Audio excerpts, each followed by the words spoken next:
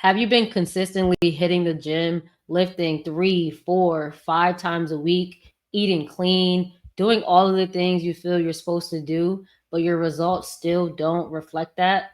Well, that's exactly why I created this YouTube video series called Fastest Way to Change Your Physique. In this video, part one, I'm going to give you the one piece that you need to add to your consistency to finally change your physique this year so your results actually start to reflect the work that you've been putting in.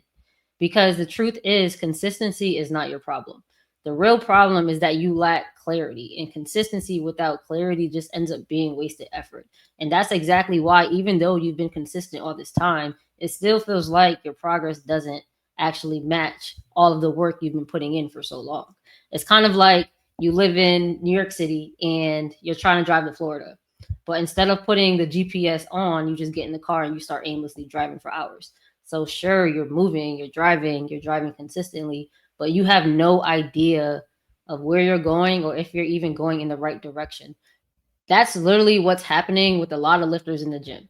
You're consistently showing up, but without clarity, you're just consistently driving in circles and not getting any closer to your destination. And the reason this happens is simple. It's way too easy to find information that keeps your wheels spinning. Think about it. Most of the information that we see online is made for the masses. It is not made for an individual. It's not made for you.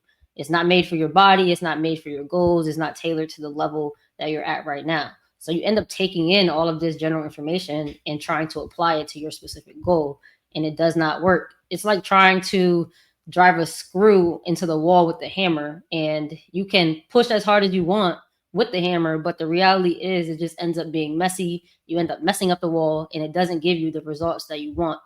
And your effort or however hard you're pushing into the wall is never the issue. The problem is you're using the wrong tool for the wrong job.